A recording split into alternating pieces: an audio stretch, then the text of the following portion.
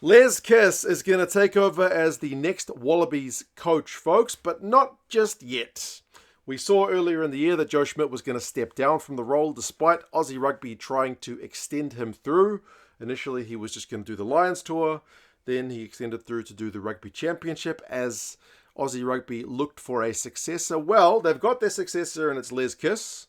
But if you've been following the rugby news the last few weeks, there's been a bit of back and forth between Rugby Australia and the Reds as to when they could get Les to step down from the Reds role and take over at the Wallabies. The Reds not just willing to kind of release him from his contract because that would be disruptive for their own game.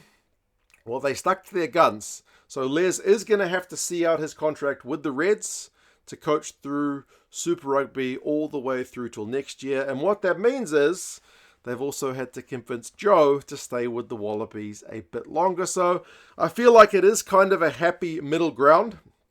It probably would have been ideal to get Les in charge of the Wallabies from the start of 2026. So he's able to kind of monitor and attend trainings and give feedback and whatnot for the Aussie sides in Super Rugby throughout the season. But as it stands, he will be 100% focused on the Reds, but obviously keeping his eyes on what's going on throughout the competition as well. But yeah, for Joe, that means a few more games in charge, certainly the end of year games in 2025. So that is a little bit of extra stability. But then he and Les, who do have a background working together with Ireland, will have to continue that kind of good relationship as Les is getting ready to take over the Wallabies as Joe is staying until mid-2026 when there's no games on, but all the prep work and the foundations and whatnot for the 2026 season will be being laid. So Les and Joe are going to have to be on the same page. I would imagine that basically means that Joe kind of becomes Les's right-hand man for the 2026 year, because although Joe is the guy in charge, with no games on, Les is going to be the guy picking the next team. So Joe's going to have to be, I would imagine, looking for what Les is looking for and giving that feedback when necessary and, working in tandem to get the best prep work done for that 2026 season. What does this mean for the Wallabies in terms of what we can expect from Les Kiss? Well, I mean, the fact that he's been a defence coach in a few roles in his career, I think shows through in his current coaching role with the Reds. Like if you look at the stats of the teams, last year in Super Rugby, the top Aussie side for the points difference was the Reds. The top Aussie side for tackle completion was the Reds. They were second only to the Blues. And the Blues won the bloody thing last year when we were actually a good team. So the defensive foundation for the Reds has been good this year as well. Which Super Rugby side has the top tackle completion rate? It's the Reds. They're close to bloody 90%. So they're defensively very, very solid. So I think that is going to be the core foundation of what the Wallabies will be built on under Les Kiss, which at Test rugby level is certainly not a bad thing because you feel like that cliche about tests being won by defence, I think rings pretty true.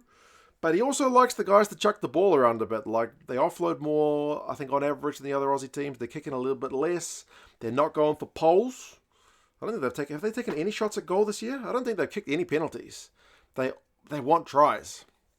I would imagine things get a little bit more pragmatic at Test level, where sometimes tries are a little bit harder to come by. But, yeah, a Wallabies side built on some powerful defence will certainly be a good step forward. He seems like a pretty pragmatic coach, but as I said, also likes the guys to attack and go for tries. If you ever saw him when he was in charge of London Irish over in the Premiership, also quite an expansive, entertaining team to watch. So I, for one, am optimistic about how things will go. The fact that Joe is extending, I think, is a good thing for the Wallabies 2025 season.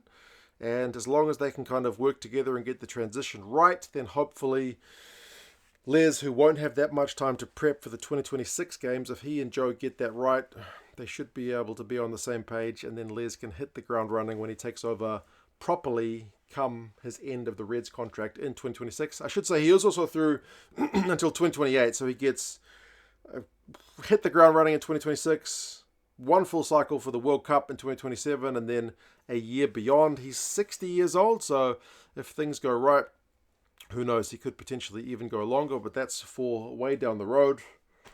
potentially this is the best of both worlds for the Reds and for the Wallabies. But you guys let us know your thoughts. What do you reckon about Les Kiss? As I said, it's finally been confirmed. Larkham, I think, basically pulled himself out of the race once he realised what direction Rugby Australia were going down. Essentially, that's what Morgan Turanui alluded to on social media the other day.